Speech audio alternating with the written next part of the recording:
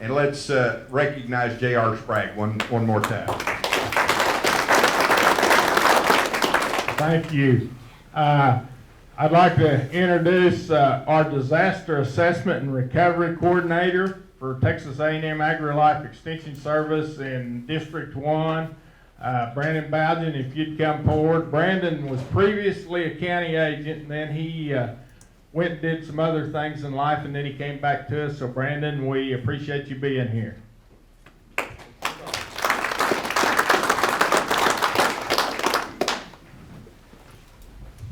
Well, howdy. Howdy. Good morning, everybody. We're gonna hopefully impart some good information for y'all today. Refresh your memories on some kind of foundational instances where you've heard it before. We've all talked about it before, but it's good to get a little bit of a refresher. And so I'm the Disaster Assessment and Recovery Agent for District 1. I cover the top 22 counties. And my primary responsibility is really collaboration or coordination of efforts with Texas Division of Emergency Management and the emergency managers and judges within those counties. Should something like this happen, a wildfire, and state resources are asked for, I'd be somebody that you would see, as well as a lot of our volunteers. So I appreciate y'all being here today. I know this is where we're at right now. I just pulled this off today. You don't need a picture to show you what you see every day out in your field, but it draws a little bit of context, and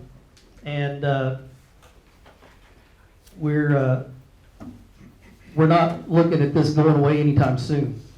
So it's going to be here. Maybe we're going to get really cold, and we might get a little bit of moisture here later this week.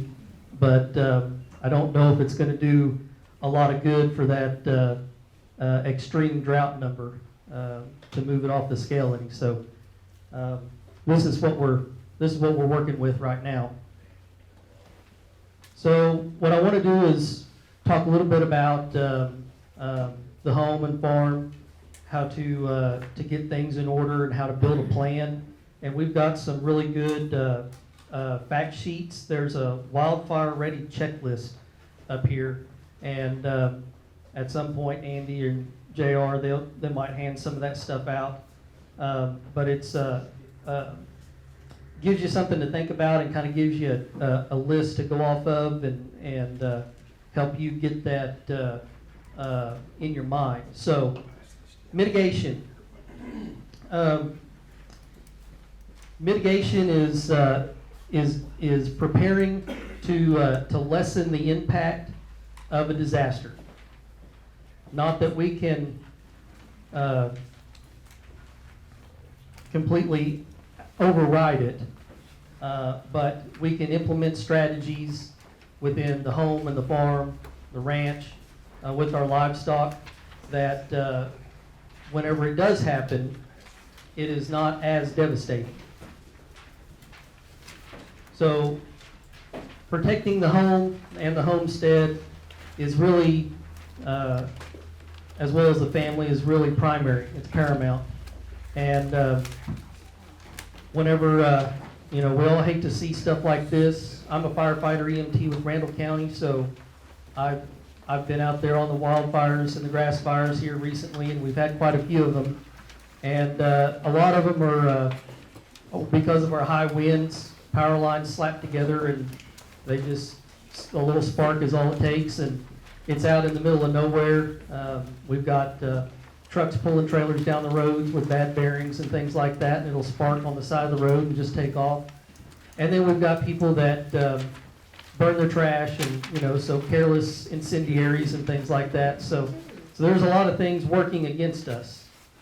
So we have to anticipate that so that we can mitigate those unfortunate circumstances and move forward. So mitigation should not be something that you think about in January and then not again the rest of the year. It's not something that whenever the rain's coming down, we don't think about. It is a year-round concern. Out here, we have several unique challenges. We're going to talk about that. Our topography is one of those. Our weather patterns is another big one that we really can't do anything about, so we have to work around that. And then it's very specific to your production, your operation, your homestead. So our fires occur year-round. It doesn't matter. They're not seasonal. So we have to take that into consideration whenever we're building our mitigation efforts. So first thing first, we talk about risk management. Cattle ranchers and farmers, we know what risk management is. We mitigate our losses, and that's basically what we're talking about here. So if we want to try to start the plan from the inside, and by the inside I mean inside our home, and work our way out, okay?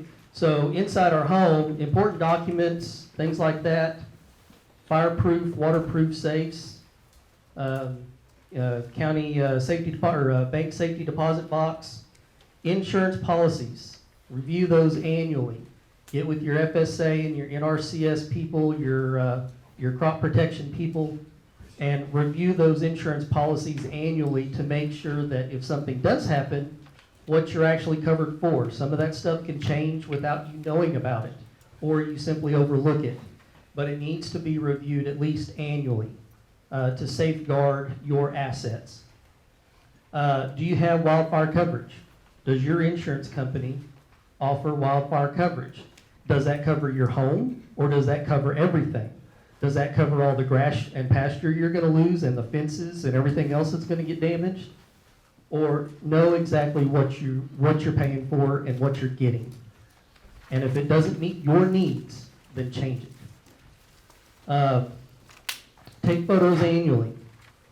We cycle through equipment all the time. And insurance companies, if there's not proof that that tractor, is worth $85,000, then they're not going to pay you the $85,000. So keep those photos updated. Electronically is a really good way to maintain a lot of this information. And then building a go bag, which would basically be some important things that you want to keep with you, medications that can sustain you for 72 hours or until you can get someplace and get a refill of those. Think about your pets, your home, your indoor animals.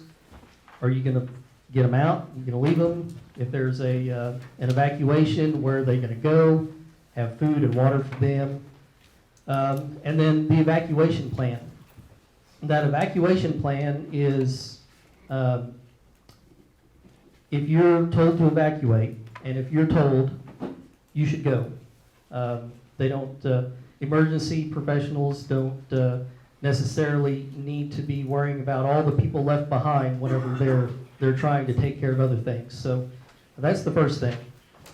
Secondly, know where you're going to go, where a rally point is for you and your family.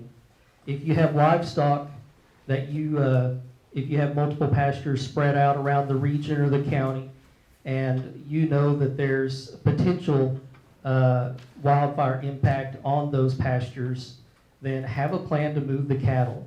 Know what you're going to do, talk to your neighbors, and make that plan. Get them to a designated safe location that would be a defensible space and someplace that they would normally go to, like a feeding area, someplace with a mobile round pen, something like that, and stick to it. Don't deviate from the plan, and make sure that you and your family and your neighbors are all on the same page. And that's a few ways that you can mitigate your risk right there. So this is basically the Firewise concept, and we have varying degrees of structure protection. 0 to 5 degree or feet from the structure, 5 to 30 is intermediate, and then extended is 3 to 100. So what we want to do is we want to look at the debris and the vegetation that collects around our home and our buildings, our outbuildings, and our extended structures. So if, unfortunately, if this is what your immediate zone looks like, your house might get passed by the fire department and go to some place that they can actually save. This is not savable or defensible. So this is an example of bad. So the immediate zone, most important, you clear the debris, not that we have a ton of things to worry about, but think about the wood for our inside fireplaces, gas grills, trees that are too close to the house or growing over the house, fences, wooden fences that come right up to the house. Make sure you've got screens on your attic vents. There's only one ember. It only takes one ember to get up under the eave of the house, and then that's all she wrote. As well as if you have a pier and beam, make sure you've got screens on your underhouse vents. Make sure you inspect those on a yearly basis. And yeah, I talked about shrubs. So the aesthetic appeal of some of these things are really nice, but whenever it comes to an opportunity for Mother Nature to burn your house down, she really doesn't care. And she's going to use those to her advantage, and that's bad for all of us. So whenever I was the county agent in Potter County in 2011, we had the fire that started there just north of town on the loop and almost come all the way up to Miami, I think. And it burned through several housing additions up north of Amarillo.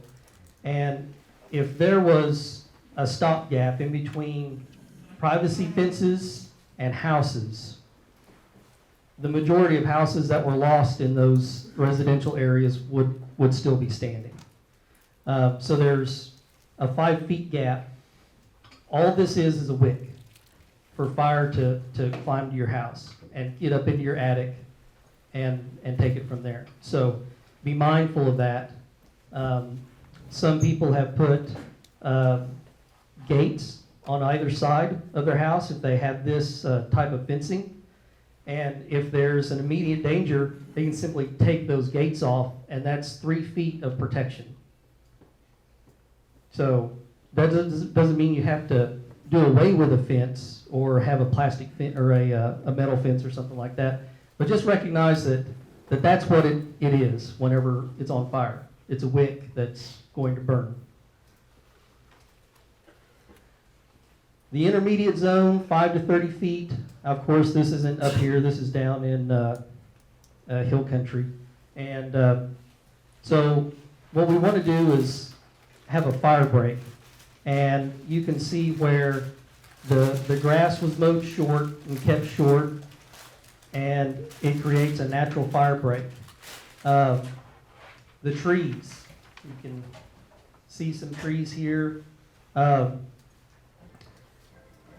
you can prune those about 6 feet up from the ground, that'll give you some protection against climbing fire up into your what we call laddering fuels. So keeping limbs off the ground is ideal because as soon as that fire gets up in the canopy, it's really hard to stop. It just goes, light speed ahead.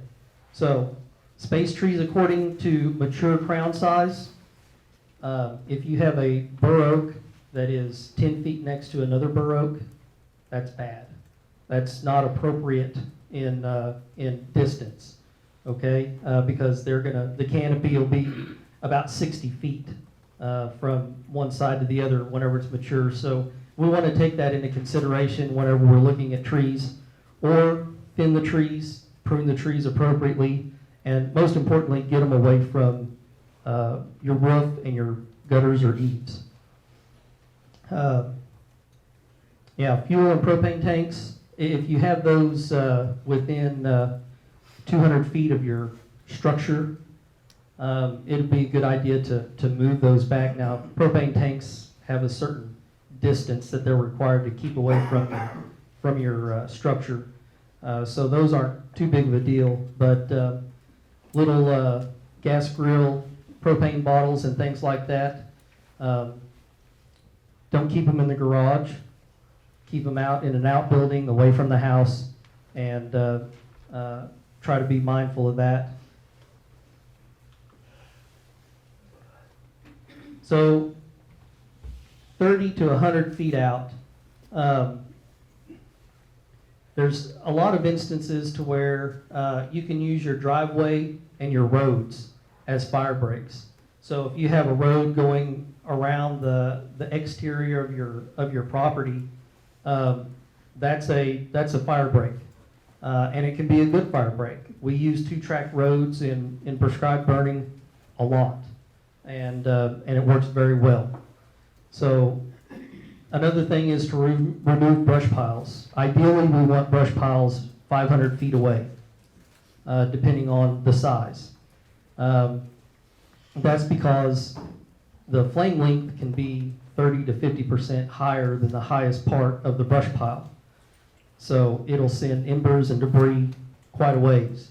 So brush piles can be very problematic whenever it comes to wildland fire. Like I said, remove laddering fuels, something that would start close to the ground in dry litter or duff, and work its way up into a shrubbery, and then up into a tree, and then to the house. So try to be mindful of laddering fuels. Like we talked about, thinning trees between so that there's room between canopies. Just a good practice to maintain. And remember that slopes. If you have slopes, you need to increase the distance between fuels and your structure. Fire moves faster uphill because of convection, and it will move at a faster rate. And then keep 30 foot of low vegetation in the zone. The 30 feet from the structure to the exterior of the property, at least. Low vegetation. So I think, yeah. So that's good low vegetation right there. If you have horses that graze on the pasture, you know that. I've actually been on 3 instances of on the fire department where property like this saved the house. Now it's not really good management or land stewardship, but it'll sure save the barn and the structures because there's just nothing there to burn. So keep some of that in mind whenever you're looking at your defensible space. Now you can see that this is not Canadian Texas, but if there was something like that coming towards them, they could probably get out of the way and have a little bit of time to spare.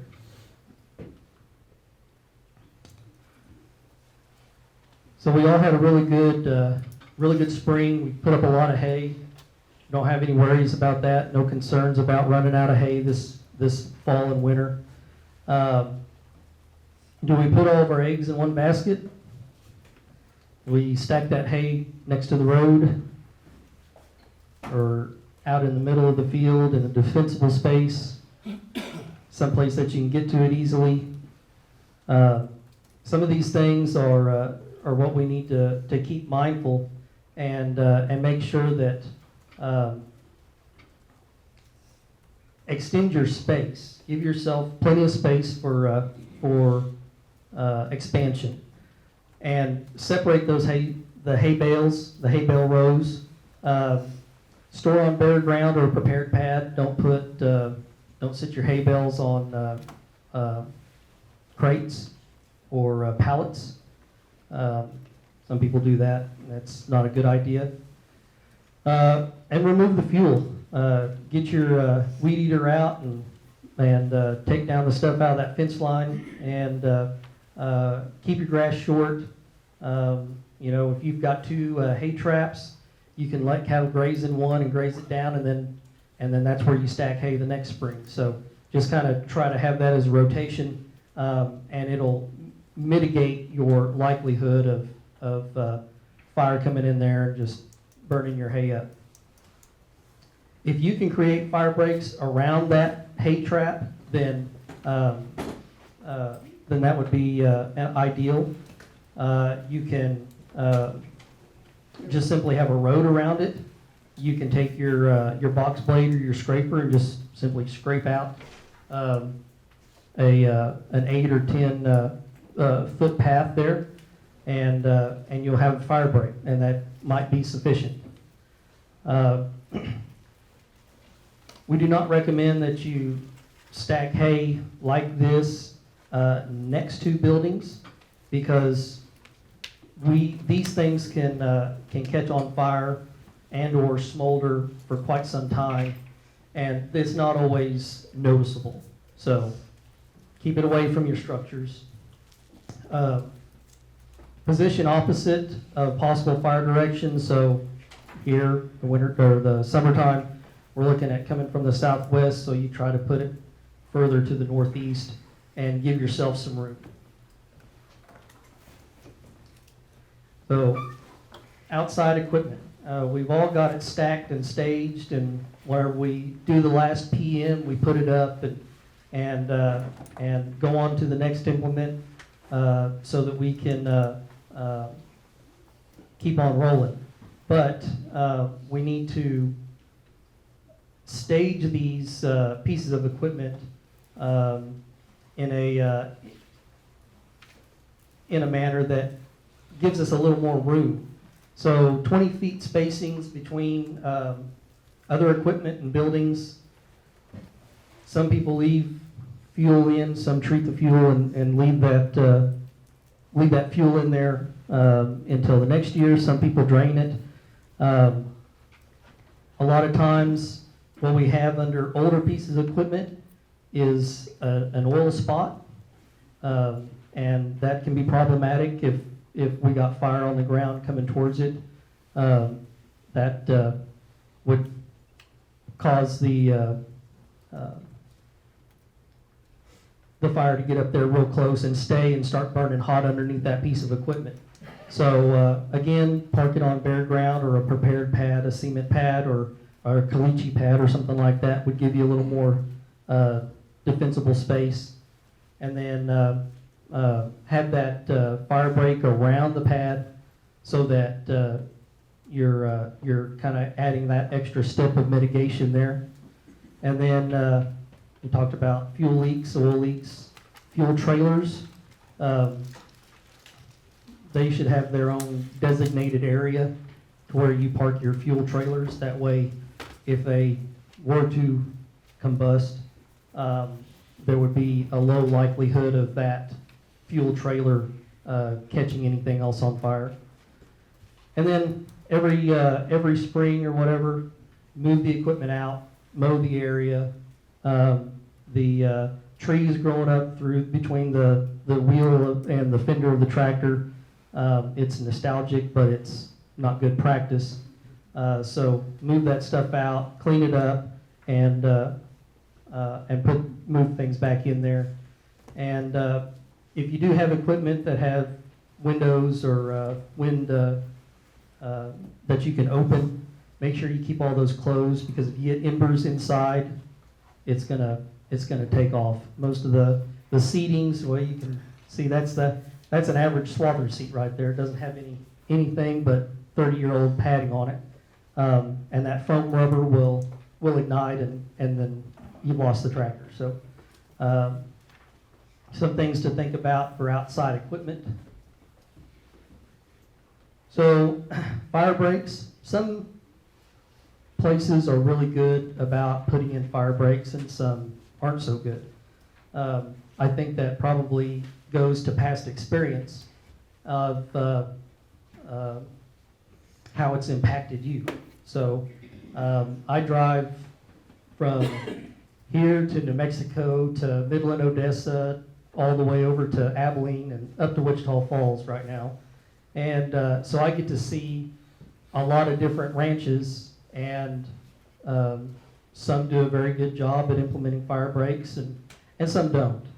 I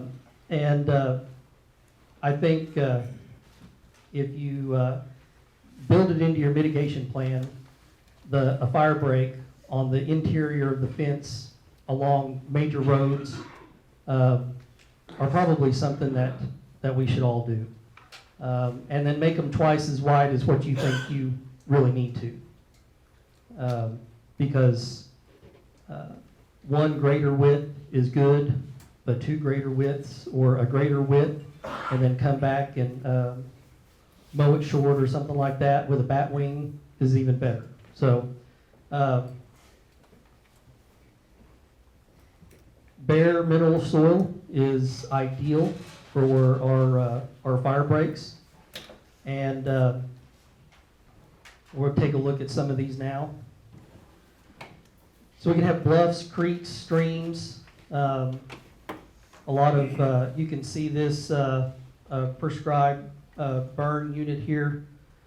They're using the natural fire breaks and topography of this property here to circumference the burn unit, and so you can take that into consideration. If you've got a bare bluff on the southwest side, then simply continuing that on where it levels out into the plateau is good enough, and you won't have as bad of a time with erosion, which some of these man-made fire breaks can have. So dry stream beds, they're ideal fire breaks. We just have to watch out for the litter that collects in the bottom of them, and make sure that it's not jumping the dry stream bed. And we always want to think about the width.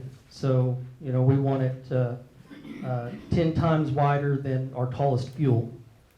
So if you've got, blue stem or Indian grass or something like that, you're going to have to make your fire break a little wider. If you've got short grass prairie, then maybe one width will do it. So we can utilize our cultivated fields as well. So if you have a neighbor that has a cultivated field that borders your property, see that as a fire break, because it really is. There's very little chance that ember is going to get into this green wheat field and take off like gangbusters.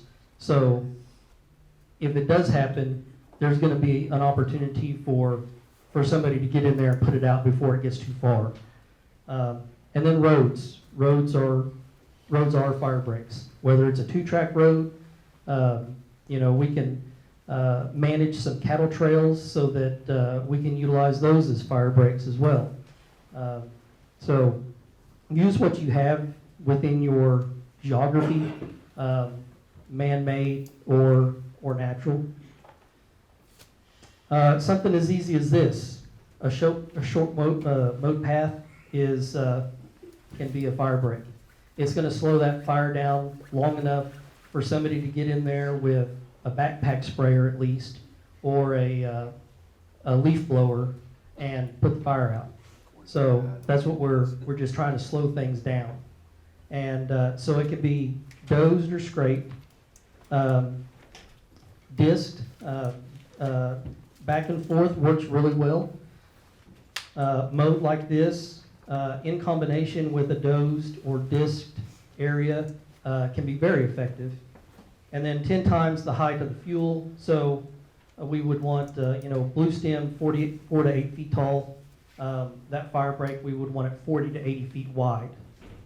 So that would be coming from your fence line going in. And then we have to be mindful of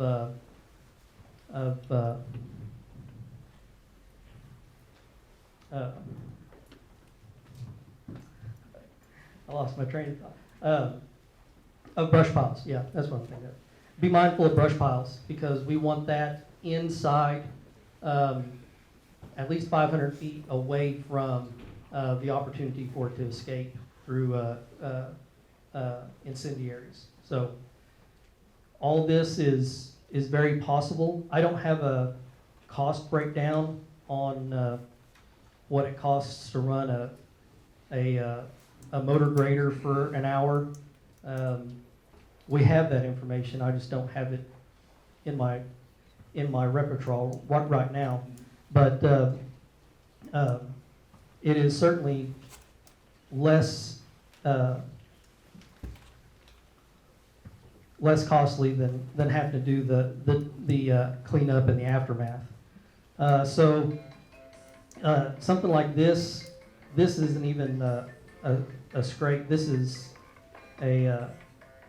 only about 3 feet wide, and this is not a bad fire break for the field that we're coming up to, because ideally what they're trying to do is burn this or save this right here. So that's the idea of that fire break right there. Now, of course, this is a really good fire break because we've got improved shoulders, and we've got a nice wide mineral soil area right here. We've got this over here on the top right is a dozer road that they put in between two burn units. So they're going to burn this area this year and this area next year. So that's I would probably go a little wider with that, but that's what you can get from a dozer. And then we've just got short mowed pasture here. It can be very effective, especially if you run a disc back and forth once or twice, and take care of some of that ground there, and really chop the vegetation up so that it creates a barrier there. Disking and mowing are something that most landowners would have in their equipment reserve, and would be able to get that out and deploy that and make that part of their mitigation plan.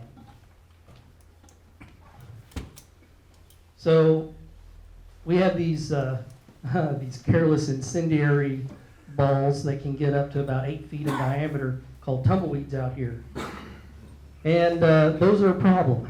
They're a problem for us and everybody else in the Southwest, because they're really hard to mitigate.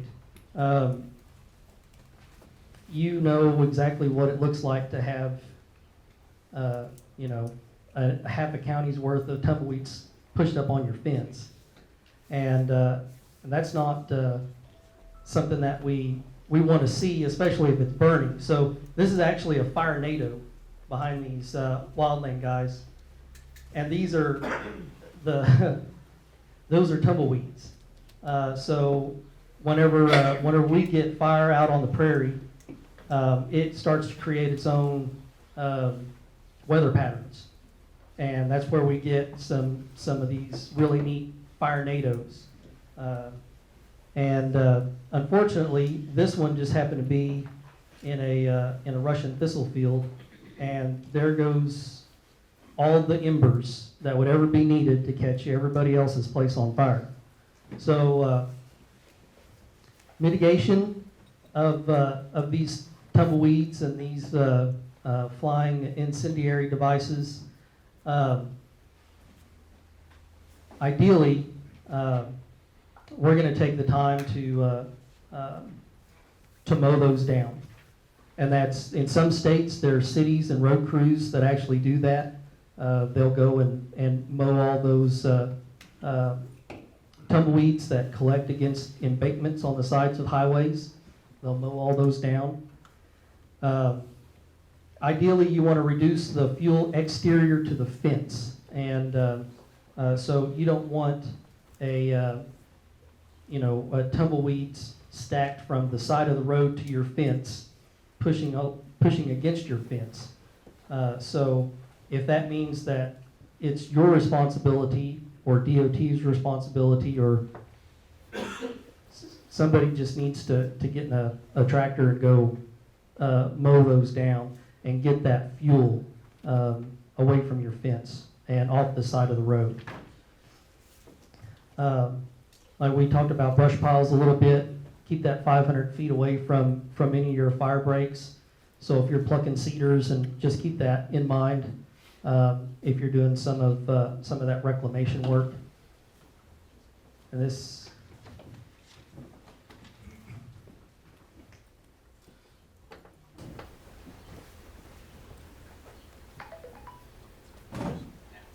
Now it's a lack of rain that's turned those bouncing bushes into a wildfire hazard. That's exactly what worries firefighters and property owners.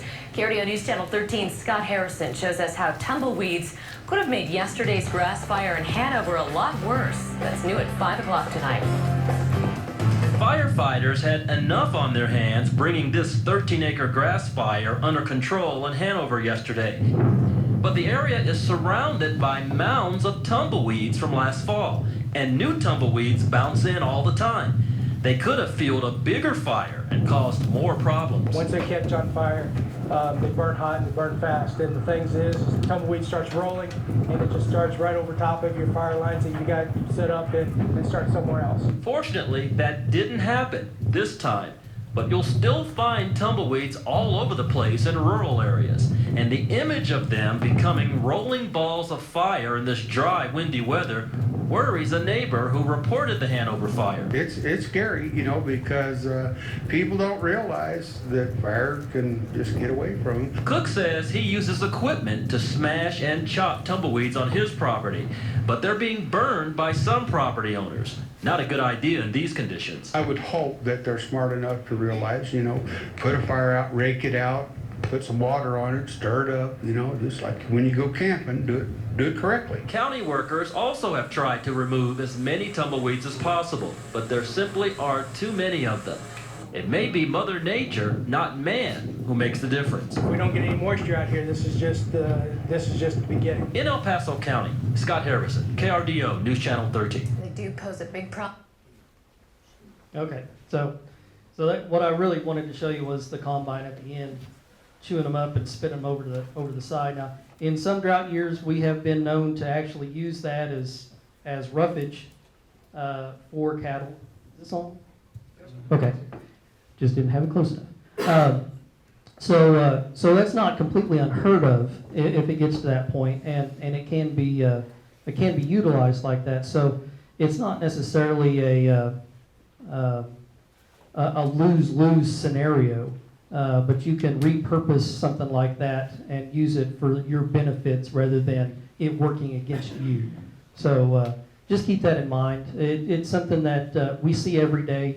I drive, in between Lubbock and Amarillo, and it's like playing Frogger with tumbleweeds. It's how big's the next one I'm going to hit, and things like that. So they're part of our life. They're here to stay. So we might as well build that into our mitigation plan. If you have problems with that, then it's something to take into consideration. So just be mindful of that and have a conversation about it. Problem before you. So livestock, it's our grass/fuel and livestock. That's the bread and butter. But what happens whenever you got a fast-moving fire and you've got livestock on the other side of it? Well, that's where your mitigation plan comes into play, and that's where you build a plan and you stick to it. If you see TIFMAS trucks rolling into town and Forestry Service staging dozers and stuff, which we've all seen before, you might want to refresh that plan in your memory and call your neighbors and just make sure, hey, if this thing kicks off, we're all on the same page, right? Because you can't be doing this while the fire is on the ground. It just doesn't make sense. People will get hurt, livestock will get lost. Unfortunately, fortunately, we have an opportunity now to start thinking about it. And it's not something that we're going to implement in a week and we're going to be ready to do next week. This takes a year to do. We think of this a year in advance. So, really, we want to create a defensible space for the livestock. Don't herd livestock in front of the wildfire. Cattle can run fast, but they won't outrun the fire. And maintaining the gates, keys, and codes. You and your family need to know if you've got a precinct superintendent that you can give a key to, or somebody on the fire department. If you don't want them cutting your fence, make sure the appropriate people have access to that beforehand. We talked about safety zones, a defensible space. It could be where you feed or you put out hay bales, something like that. Something that has a little more defensible posture than just out there on the prairie. You can manage your fuel loads, grazing and patch burning work really well. We could, in some parts of the state, prescribe burning and using that as a management tool. We can do that to reduce fire load or fuel potential, and in a lot of cases it works very well. But I think the building a plan and fire breaks are really two of the, if that's the only things that you do, I think that those are really a very big help in wildland fire mitigation. Livestock evacuation plan. Do you plan on bringing your trailers and loading cattle up and taking them someplace else? Are you going to cut the fence and let them run? What are you going to do? How are you going to do it? What's the time frame you need to implement that action? How many trailer loads, or how much time is it going to take you to load up a set of cattle, take them to the next place, and then go back and get the other ones? So it's like training. It needs to be, it could be something like muscle memory, so that whenever it does come down to trying to do this under the wire, or in threat of fire coming your way and potential evacuation, that you have some knowledge on how the operation is going to work and how much time it's going to take. So think about that beforehand.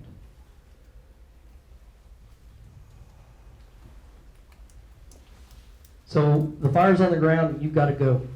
You've done everything that you're supposed to, that you can think of. Where are you going to get your information from?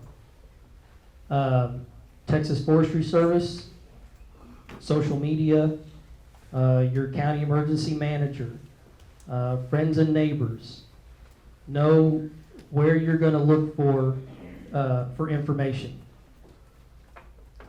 Where are you in relation to the fire?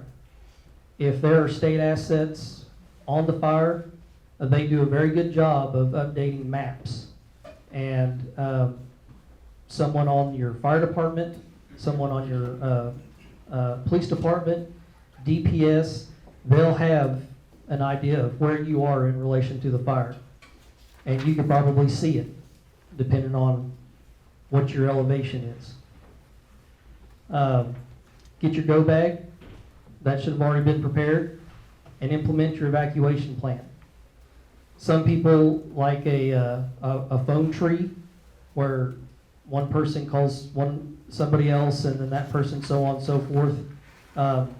let people know where you're at, where you're going, when you expect to be there. And if you're not there, make sure that they know the route you took. Some people get lost. Sometimes fire overtakes the road, and you've got to change your plans. If you don't show up there on time, then they say, hey, something's wrong. They should have been here by now. I need to contact law enforcement. Collect your predetermined items. Close your doors, windows, blinds, and curtains. We don't want any embers or incendiaries getting into the structure. We want to keep it out. If you've got the key, turn off your gas or propane. You can't do anything about it in the big propane tank outside, but turn it off to your house. If you have a sprinkler system, or you've got something that resembles a sprinkler system, turn it on. Don't worry about the electricity. Power company will take care of that, but at least you can run the sprinkler system for the while that your electricity is on. And like I said, if they tell you to evacuate, evacuate. It's in your best interest. Let someone know when you're leaving, where you're going. If you don't have a secondary means of communication with someone, that might be a good idea to think about that. Sometimes cell phone lines can get clogged in the event of emergencies, and a radio, CB, something like that, another means of communication is a good option. And don't stay. Go, get safe, take care of you and your family, and so that you can survive to fight another day. And so I hope that this has refreshed your memory. I hope that it's maybe given you some other things to think about. I hope that if the wildfire checklist and some of this information that we have to hand out, it kind of paints a good picture for you and can give you a good road to set out on so that you can prepare yourself and be ready, because it's not if, it's when. And we're from a state standpoint, we're all on a very heightened alert, because there's a lot of things that certainly we can't control and that we have to respond to. So if you have any questions, I'll be around, and if you think of something later, Andy or your county agent can certainly get in touch with me. And I appreciate your time and attention, and I'm going to turn it over. Would you be willing to take a question or two? Yeah. Anybody got a question? You have a question? Go out at Brandon.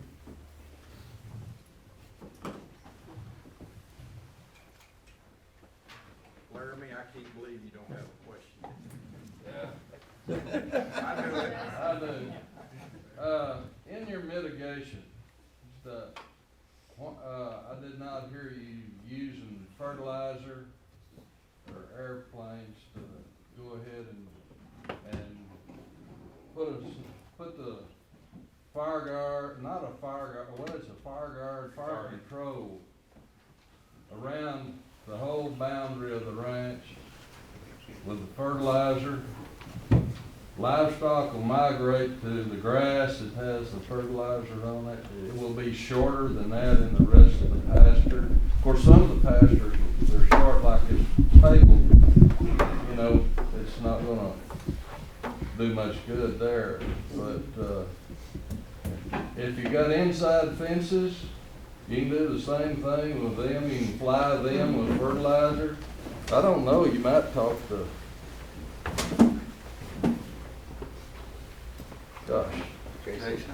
Jason. He can tell you what he can do with something. He'll tell you what he can do with something like that. But years ago, that was something that was talked about, but they didn't have some of the things and equipment that we have now. And so, I mean, that's something worth looking at, but you have to be thinking ahead, 1 year, 2 years, 3 years. It's not like something you go out and do tomorrow. Absolutely. And no, I have not, my background in wildland fire mitigation and prescribed fire, we have not used that method that you're describing. I'd like to get me in touch with the guy that knows, that can tell me more about it, because that is probably a good opportunity for a learning moment for me, and then I can pass that along to other crowds that I talk to. So, yes, thank you.